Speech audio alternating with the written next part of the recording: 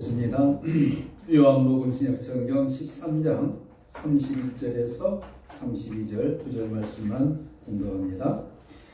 요한복음 13장 31절 저가 나간 후에 예수님께서 가라사대 지금 인자가 영광을 얻었고 하나님도 인자를 인하여 영광을 얻으셨도다. 만일 하나님이 저로 인하여 영광을 얻으셨으면 하나님도 자기로 인하여 저 인자에게 영광을 주시리니 곧 주시리라. 아멘. 오늘은 인자로 오셨다. 인자로 오심. 인자로 온 강의를 쭉 했는데 마지막 강의가 되겠습니다. 그동안 우리가 이것이 큰 비밀이다. 인자로 오니 큰 비밀이다. 내용을 나눴죠. 주로 그리스도와 교회에 대해서 우리가 얘기 나눴죠. 그런데 일명 우리가 이것을 교회로 인하여도 괜찮습니다. 그렇죠. 왜 우리 일부러 인자론에 했느냐? 그래서 오늘 성경 말씀 인자로 온 것은 하나님께 큰 영광이었다. 영광이었다. 그래서 우리가 인자론이다. 이렇게 한번 제목을 잡아보고 우리가 나눠봤습니다. 하나님의 아들 예수님은 인생들에게 우리 사람들에게 자신을 가리켜서 나는 하나님의 아들이다. 나는 하나님이다. 이렇게 말씀도 하실 수도 있었지만 그렇게 하지 아니하시고 성경을 보시면 인자가 이렇게 자신을 인자라고 친히 예수님이 자기 입으로 밝히셨습니다. 예를 들면 사복음서를 보시면은 마태복음 8장 20절에 인자는 머리 둘 곳이 없도다. 예수는 머리 둘 곳이 없도다. 이렇게 표현할 수 있는데 예수님이 인자라 그랬습니다. 누가복음 6장 5절에도 인자는 안식일의 주인이다. 인자란 말을 썼죠. 마태복음 17장 20절에도 인자가 고난을 받고 예수가 고난을 받고 할 수 있는데 인자를 썼습니다. 그렇죠? 또 인자가 온 것은 잃어버린 자를 찾게 있다. 이렇게 인자를 쓰고 있죠. 요한복음 9장 35절에도 네가 인자를 믿느냐. 그렇죠? 누가복음 18장 8절에도 인자가 올 때 세상을 위해서 믿음을 보겠느냐. 인자 자꾸 그러니까 무슨 여성 이름 같죠? The Son of Man, 하나님의 사람의 아들이라는 것이죠. 이같이 성경을 보니까 예수님이 신구약 전체를 터뜨려서 예수님을 인자라 한 것이 65회 정도 등장하고 있는 것을 볼 수 있습니다. 예수님에 대한 칭호들이 여러 가지가 있는데 한 70가지가 나오는데 그 중에 65가지가 인자라고 했습니다. 자, 이 말은 놀랄 수밖에 없죠. 왜 예수님이 자신을 향해서 인자라고 밝혔음에도 불구하고 우리는 예수님을 부를 때 인자라고 말하기를 꺼렸는가 하는 것입니다. 아마 이런 생각이 있었을 거예요. 어찌 우리가 예수님은 하나님과 동일한 분이시고 성자 하나님이신데 감히 예수님을 인자라고 마음껏 부를 수 있겠는가? 불경은 것이다 라고 해서 우리가 예수님에 대해서 인자라고 부르기를 꺼려했을 수도 있었을 것입니다. 그런데 만약 예수님께서 오늘 메시지는 이제 그동안 5번 나누었던 모든 설교의 요약이 되겠습니다. 왜 예수님이 인자로 오셨는가? 우리가 창세기부터 그다음에 예수님에게 시험해왔던 바리새인과 지도자들부터 그 다음에 사도 바울의 그 기이한 비밀을 깨닫고 나니까 이것이 큰 비밀이라고 그랬고 거기서 끝난 것이 아니라 사도 요한은 요한계시록에서 장차 인자 되신 예수님이 우리의 신랑으로 오신다. 그 내용도 우리가 쭉 살펴보면서 오늘 왜 예수님께서 친히 자신을 인자라고 불렀는가? 어쩌면 신학적인 메시지 같기도 하는데 기이한 내용이 오늘 메시지를 통해서 결론으로 나오고 있는 것 잘 들어보시면 왜 예수님이 자신을 향해서 인자라고 그렇게 말씀했음에도 불구하고 우리는 오히려 예수님을 인자라고 부르기를 꺼려했는가 하는 것입니다. 자, 예수님이 인자가 된 것이 과연 맞는 말이냐? 우리가 이렇게 질문을 한다면 그 말에 대해서 반박을 이렇게 성경이 하고 있는 것입니다. 누가복음 2장 13절에 보니까 예수님께서 말씀이 육신이 되어 인간의 몸을 입고 구유에 태어나셨습니다. 그때 무슨 현상이 일어났냐면 하늘의 문이 열리고 천군 천사들이 우리 쉽게 그냥 천군 천사가 그러는데 어마어마한 천사들이죠. 천군 천사들이 함께 그 구유에 태어나신 예수님을 보고서 뭐라 그랬느냐? 성경이 그렇게 표현하고 있습니다. 지극히 높은 곳에서는 하나님께 뭐라 했습니까? 영광이라 했습니다. 예수님이 인간으로 태어나신 것을 하늘에서는 영광이라 했습니다. 영광. 얼마나 그 사건이 큰 사건이었으면 하나님이신 그분이 인간의 몸을 입고 오신 그 인자가 된 사건이 얼마나 컸으면 천군 천사들이 하늘에서 영광이라 그랬습니다. 예를 들어 볼까요? 우리가 창세기를 열어보면 하나님께서 말씀으로 천지 만물을 창조했습니다. 첫째 날 빛을 만드시고 둘째 날 궁창을 만드시고 셋째 날 해와 달과 별을 만드시고 쭉쭉쭉 만들었지 않습니까? 한 날 한 날 만들면서 성경이 뭐라고 했냐면 보기 좋았더라. 그렇죠? 하나님이 보시기 좋았더라. 또 사람을 만들고 난 다음에 심히 보시기 좋았더라.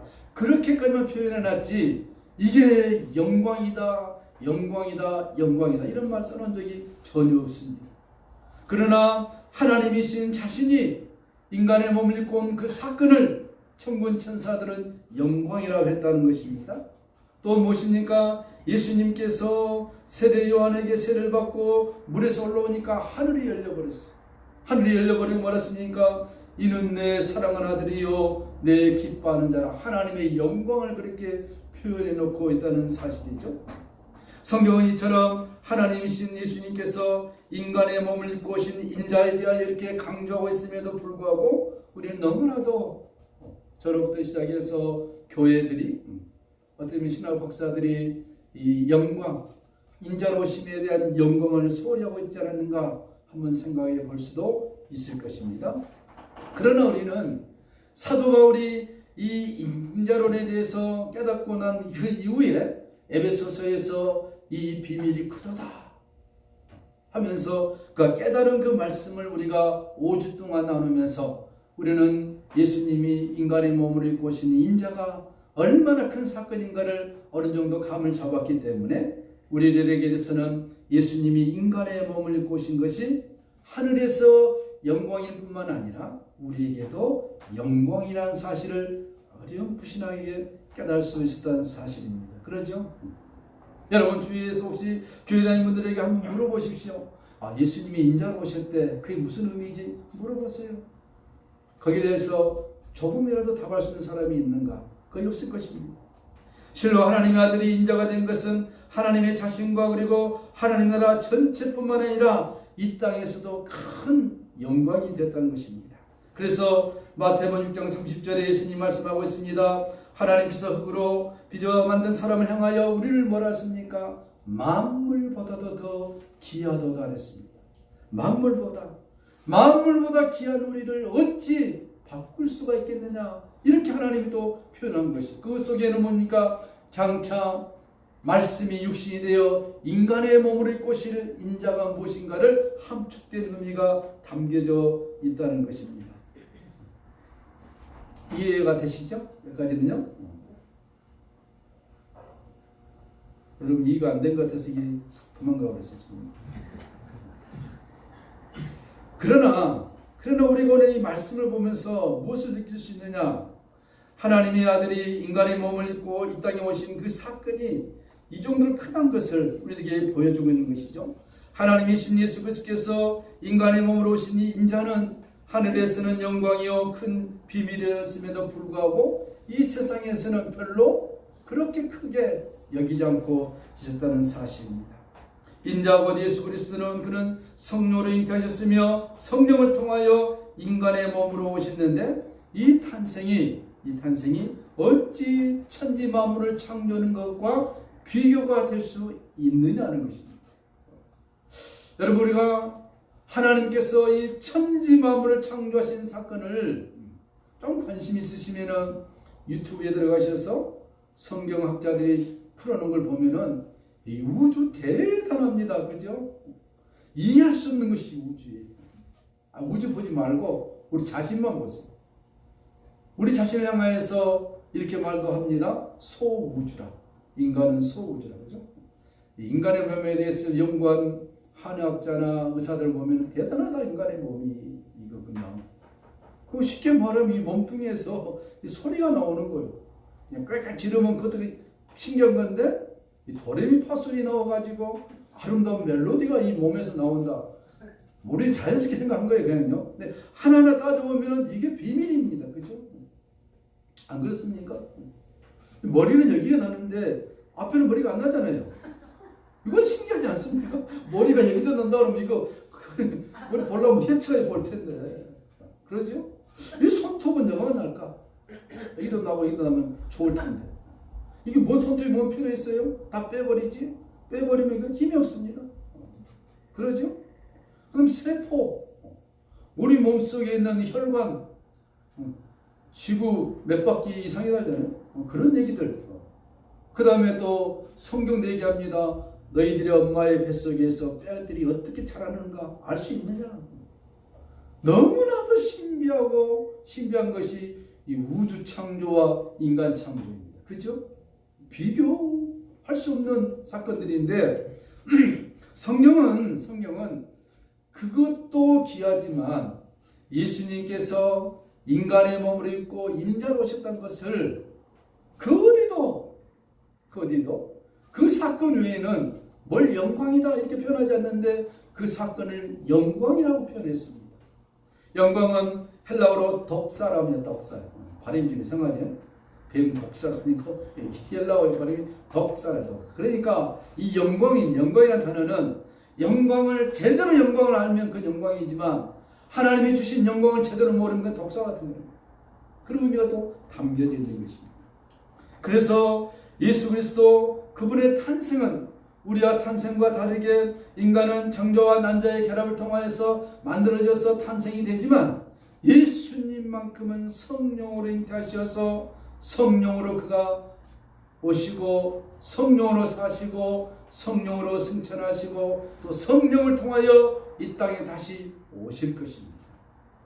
이 모든 일련의 과정들을 그것은 무엇입니까? 하나님께서 그의 아들 예수 그리스도를 이 땅에 보내시는 사건이 얼마나 귀하고 영광스러웠느냐 하는 것을 반증해 주고 있습니다. 이처럼 우리처럼 똑같은 방식으로 이 땅에 사셨습니다. 십자가를 지시고 죽었지만 영원히 죽지 않고 부활이라는 방법을 통해서 죽음을 이겨버렸습니다. 예수님이 십자가에서 죽으시고 완전히 죽었습니다. 무덤에 장사되시고 그 시체가 썩지 아니하시고 부활해버렸다니까요. 그건 누구를 위한 것입니까? 우리들을 위한 샘플이었다는 것입니다. 우리가 지금 예수님 오시기 전에 죽어서 육신이 아무것도 없이 사라져 버린다 할지라도 예수님이 장차 오시면 오실 시간이 가까웠죠. 그때 예수님이 오신 걸 우리가 살아있을 때 본다면 아마 우리 몸이 아주 신령한 몸으로 예수님이 부활한 그 몸으로 똑같이 변화체가 될 것입니다. 과학적으로 의학적으로 설명이 안 된 영광스러운 몸이 된다는 것입니다. 여러분, 이렇게 인자 되신 예수 그리스도는 오직 그분 한 분밖에 없었다는 것입니다. 성경이 천사들 하나님이 만드셨는데 천사들 향하여서 영광이라 이렇게 표현한 적이 없습니다. 성경이 우리를 보고서 영광이다 이렇게 표현한 적이 없습니다. 예수님만이 인간의 몸을 입고 인자로 오신 것을 영광이라고 했습니다. 그래서 그 예수님을 무엇이라고 또 지칭했느냐? 하나님께서 인간이 되신 이 사건, 이 전무후무한 사건이기 때문에 인자 되신 예수 그리스도를 향해서 요한복음에서는 아버지의 품속에 있는 독생하신 하나님의 아들이라고 했습니다. 그것을 다른 말로 하면 독생자라고 그런 것입니다. 독생자. 그 누구도 여러분 자녀를 낳아가지고 너무 자녀가 예쁘지 않습니까? 너는 나의 독생자야 이렇게 말하는 사람 없습니다. 오직 예수에게만 독생자, only begotten son, 독생자라는 용어가 해당되는 것입니다. 독생자라는 용어는 오직 하나님이 인간이 되신 인자가 되신 예수님에게만 사용되어지는 유일무이한 고유명사인 것입니다. 우리가 신앙 고백할 때도 독생자라는 용어를 강조한 것이 여기에 있는 것입니다. 예수님은 외아들이 결코 아닌 것입니다. 그렇죠? 독생자 예수 그리스도. 성경도 분명하게 예수 그리스도는 독생하신 하나님의 품속에 계셨다가 성령으로 오셨다고, 그래서 예수님이 독생자 하나님의 아들인 것입니다. 그럼에도 불구하고 사탄은 예수님의 영광스러움에 상처와 흠집을 내기 위해서 지금도 여전히 동일하게 모든 교회에서 신앙 고백이라고 하면서 외아들이라고 아무 생각 없이 하고 있는 것입니다. 그런데도 노예 가서 몇몇 목사님들에게 이 독생자, 외아들, 좀 제가 아는 내용도 쭉 설명했더니 그러냐? 알면 좀 바꿔야 되잖아요. 여전히 교회 가서 사도신경이라는 이름하에 외아들. 성경 어딜 찾아봐도 예수님을 외아들이라고 표현한 적이 없습니다. 솔로몬이 자기를 향해서 외아들이라고 표현하는 게 있어요. 구원론 얘기할 때는 로마서에서 예수님을 맏아들이라 이렇게 표현하고 있습니다. 그 전혀 다른 의미죠. 예수에게만 붙여진 이름이 뭐냐? 독생자인 것입니다. 이 외아들이라는 말은 맞지가 않아요. 그럼에도 불구하고 오늘날 모든 교회들이 거의 사도신경을 하는 교회들은 외아들 이렇게 하고 있는 것 참 안타깝죠. 이 독생하신 하나님이 인간의 몸을 입고 오셔서 인자가 되는 이 기적을 성경은 영광이라고 표현하고 있다는 것을 우리가 알 수 있죠. 이 사실이 너무 귀하고 신묘막창이기 때문에 수많은 천군 천사들이 통일하여서 하늘에서는 영광이요 땅에서는 그의 기뻐하심을 입은 모든 무리들에게 은총이라 은혜라 축복이라 이렇게 말씀하고 있는데, 그러면 이 인자됨에 대한 깊고 깊은 의미가 무엇이냐면, 왜 하나님께서 인간의 몸을 입고 오셔야만 했느냐 하는 것입니다. 그렇죠? 인자됨, 그 인자의 육체는 우리가 상식으로 알고 있는 우리의 속죄와 구원, 거기에 한정하고만 있지 않습니다. 예수님이 인간의 몸을 입고 오신 것은 가장 중요한 것은 우리를 구원하기 위한 것, 물론 맞죠. 우리를 구원하고 우리를 살려주기 위해서 오신 것 맞습니다. 근데 그 인자됨의 의미 속에 포함되어 있는 내용이 거기로 끝나지 않다는 것입니다. 그래서 요한복음 16장 33절에 내가 인자여서 세상을 이겼다 그랬습니다. 그리고 11절에 이 세상 임금이 나의 이 인자된 인자의 역할에 하여 심판을 받았다 그랬습니다. 예수님이 인간의 몸을 입고 오셨기 때문에 사탄의 모든 것들을 다 이겼다 했습니다.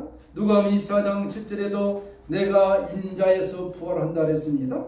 그가 인자가 아니면 부활할 필요가 없는 거죠. 사람이 아니었으면. 그죠? 요한복음 12장 3절에도 인자에서 내가 인자 역할을 다하였으며 그 역할이 하나님 안에 성자로 있을 그때 하나님의 뜻대로 한 것 같이 인자이면서도 그 성자 역할을 잘하였으므로 즉 교회의 신랑의 역할을 내가 완벽하게 할 수 있었다는 것입니다. 그래서 내가 영광을 얻었다 그랬습니다. 사도행전 7장 50절에도 결국 내가 인자에서 하늘에 올라 하나님 보좌 우편에 이렇게 앉아있고 이렇게 지금도 역사하고 있다 그랬습니다. 그 인자에 대한 의미가 얼마나 컸든지 머지않은 장래에 다시 오사 우리들을 천국으로 인도할 그 영광의 날, 굉장한 사건이 벌어질 그날을 명하여서 누가복음 17장 20절에 그날을 인자의 날이라고 했습니다. 예수님이 장차 재림할 때인데 그 날을 예수님이 종말론을 얘기하시면서 그 날이 무슨 날이냐? 인자의 날이라고 했습니다. 굉장한 의미들이 그 속에 담겨져 있는 것입니다. 그의 인자 되심의 의미와 풍성함이 바로 이런 것들이었는데, 더 풍성한 의미는 무엇이냐? 그의 인자됨의 영광은 이것으로 끝난 것이 아니라 인자로 오셔야만 했던 이유가 또 있었죠. 예수님과 우리 성도들이 후일 하늘에 올라가 하나님 나라를 조직하게 될 것입니다. 육신으로 잠식했던 예수님, 그분이나 우리 지금 이 땅에 있는 사람인 우리들은 잠깐 동안은 예수님도 그렇고 우리도 그렇고 히브리서 9장 2장 9절에 나타나듯이 천사들보다 조금 못하다 했습니다. 히브리서 보시면 나오죠. 그러나 그렇게 천사보다 못하였음에도 불구하고 인자가 아니면 할 수 없는 일, 즉 인자였기 때문에 사람의 몸으로 왔기 때문에 부활을 한 것입니다. 천사가 부활했다 들어보셨습니까? 그런 거 전혀 없습니다. 천사가 얼마나 아름답고 영광스러운 것인가. 가끔 천상의 눈을 열어서 본 사람들 얘기한 거 보죠. 천사가 아름답습니다. 능력은 어마어마합니다. 가끔 어떤 간증들 보면은 어느 목사님 설교하는데 천사가 딱 양쪽에 거의 한 키가 한 4, 5m 등치는 거. 그 사람 영어로 본 거예요. 칼을 딱 들고 서 있더라. 그런 얘기도 들어보고, 풍집하면은 막 메시지를 하는데, 치료기도 하는데, 천사가 막 날아가서 빛을 쬐줘서 병이 낫기도 하고, 어떤 사람이 영혼을 열려서 천국을 보게 하고, 다 천사들이 하는 역할들입니다. 그죠? 그렇지만 그 천사를 향하여서 영광이라 한 적이 없다는 것입니다. 오직 인간의 몸을 입고 오셔서 부활하신 예수 그리스도, 인자론이 되신 예수, 그에게 성경은 말하기를 영광이었다. 영광이었다. 천국에서 영광일 뿐만 아니라 이 땅에서 살고 있는 그의 백성들이 장차 이 영광을 덧입게 될 것이라는 것입니다. 예수 믿고 구원받은 것도 얼마나 큰 기적입니까? 그걸로 끝난 것이 아니라 하나님께서 장차 우리가 예수님처럼 부활의 몸을 입고 천국에 갔을 때 수많은 천군 천사들이 우리를 향하여서도 영광이라 영광이라 영광. 이 사건이 너무 크기 때문에 우리가 받아들이지가 않는 것입니다. 이 영광의 비밀은 예수님이 그야말로 인자로 오셨던 그 인자를 거쳤기 때문에 가능한 일이었고, 그리고 우리들에게도 그러한 은혜가 장차 효용이 된다는 것입니다. 만약 예수님께서 여러분 인자로 오지 않았다 한번 생각해 볼까요? 그러면 어떻게 되겠습니까? 하나님의 품속에 있는 독생하신 말씀으로만 계신 성자 하나님이시죠. 그때 하나님께서 인자로 오지 않게 하셨다면 여전히 영으로만 계실 예수 그리스도, 우리에게 무슨 효용이 있겠습니까? 그분이, 하나님이신 그분이 우리와 똑같은 인간의 몸으로 입고 오셔서 인자가 되셔서 죄는 없으시지만 우리가 받아야 할 모든 인생의 고통을 그분이 친히 감당했다고 성경이 말씀하고 있습니다. 배고프면은 안 먹으면 배고프고, 그래서 그가 제일 먼저 하신 일은 뭐냐? 우리가 살펴봤듯이 사탄에게 40일 금식을 하시고, 10일만 해도 얼마나 힘든지, 그죠? 40일 금식을 하시고, 제일 먼저 사탄에게 받는 시험의 질문이 이 돌을 떡덩이가 되게 해서 너의 굶주린 배를 채워가라. 아마 인류가 모든 사람 앉아있는 여러분이나 저나 가장 큰 문제가 뭐냐? 경제적인 문제일 것입니다. 가끔 저는 이제 동물의 왕국을 보면서 우리 장모님하고 그런 얘기를 했는데, 야, 지금 표범이나 사자나 그런 위장을 우리에게 주었다면은, 곰처럼 그런 위장을 주었다면은 한번 되게 먹고 그냥 6개월 동안 안 먹어도 된다 그러면은 이렇게 살 필요 없잖아요, 그죠? 그냥 오늘 점심 가득 먹고 6개월간 안 먹는 거예요. 남은 시간 뭐 하겠어요? 등산 다니고 뭐 하겠어요? 죄가 없을 텐데. 이 먹는 문제, 이 문제를 예수님이 친히 사탄으로부터 받는 것입니다. 그리고 실패한 것이 아니라 이기셨습니다. 뭘 이겼습니까? 사람이 떡으로만 살 것이 아니요 하나님의 입에서 나오는 모든 말씀으로 살 것이니라. 할렐루야. 우리가 다 나눴기 때문에 더 나오지 않습니다? 그 말은 무슨 말입니까?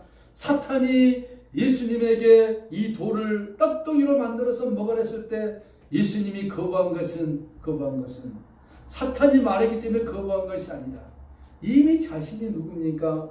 나는 생명의 떡이기 때문에 더 이상 떡을 만들 필요가 없다는 것입니다. 그 우리 나누었죠. 세 가지 시험, 아주 귀한 시험이죠. 그러면서 예수님이 요한복음 6장 7장에 보면은 나는 생명의 떡이라 그랬습니다. 이 떡을 먹는 자마다 영생할 거라 했습니다. 그러나 마귀는 예수에게 돌을 들어서 떡을 만들어 먹으라는 1차적인 시험을 하지만 주님은 승리해버린 것입니다. 주님이 가신 승리의 길, 우리가 이 땅에서 잘 먹고 잘 산다 할지라도 100년 넘기지 못합니다. 언젠간 다 떠납니다. 더 중요한 것은 무엇이냐? 떡으로 해결할 수 없는 영생의 떡이 우리에게 있기 때문에 우리는 승리하는 자다. 승리케 하기 위해서 예수님이 인자로 오셨다 하는 것입니다. 근데 예수님이 인자로 오지 않았다면 그런 일들은 일어날 수가 없었고 우리는 여전히 죄 가운데서 죽을 수밖에 없었을 것입니다. 그런데 예수님께서 인자로 오셔서 예수님뿐만 아니라 지금 예수님은 부활하셔서 온 세상 우주를 통치하시고 지배하시고 다스리십니다. 예수님이 부활하셔서 40일 동안 제자들과 함께 있으면서 몇 가지 사건을 보여주시는데 가장 중요한 것은 무엇이냐? 시간과 공간을 초월해버린 것입니다. 먹어도 되고 안 먹어도 되고. 얘들아 너희에게 무엇이 있느냐? 생선 잡았나이다. 부활하고 나서 먹습니다. 먹어도 되고 안 먹어도 되고.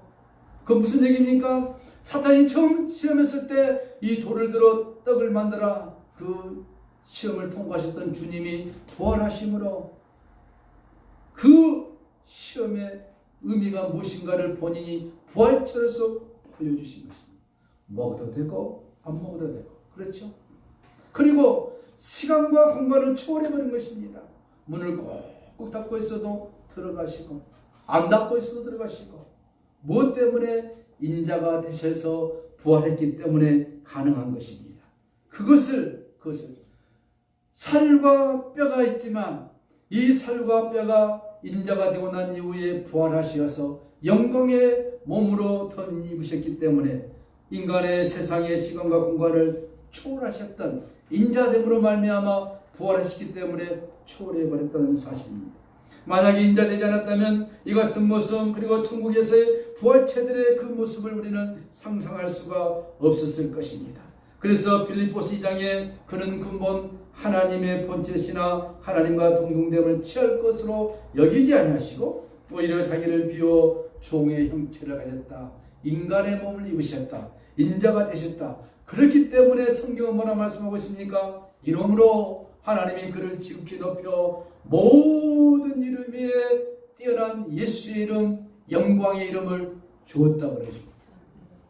그 예수 이름 안에 담겨져 있는 그 누구라도 장차 예수님이 누렸던 영광의 지위를 그도 회복하게 된다는 것입니다.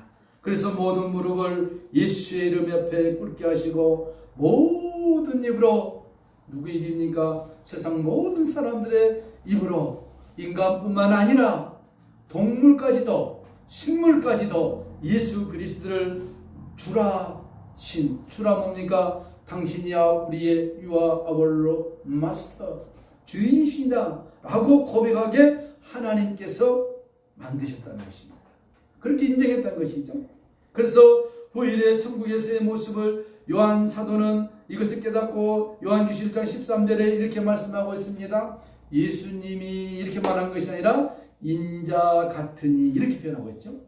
예수님이 인자가 아니었다면 인자 같으니라고 표현하지 않습니다. 성경의 표현 하나하나가 너무나도 의미가 심장하죠. 인자 같은 이가 어떻겠습니까? 가슴에 금띠를 띠고 오른손에 7배를 가지고 좌우에 날선 금을 갖고 그리고 그 얼굴이 해와 같이 빛나고 촛대 사이에 걸면서 그의 장엄한 모습을 예수 그리스도의 인자되어져서 부활하신 영광의 모습을 그렇게밖에 가능한 최대한으로 사도 요한이 표현해 놓고 있는 것입니다. 얼굴이 해와 같이 빛난다. 해 보셨나요? 우리 아련하게 볼 뿐이죠. 예수님의 얼굴을 본다?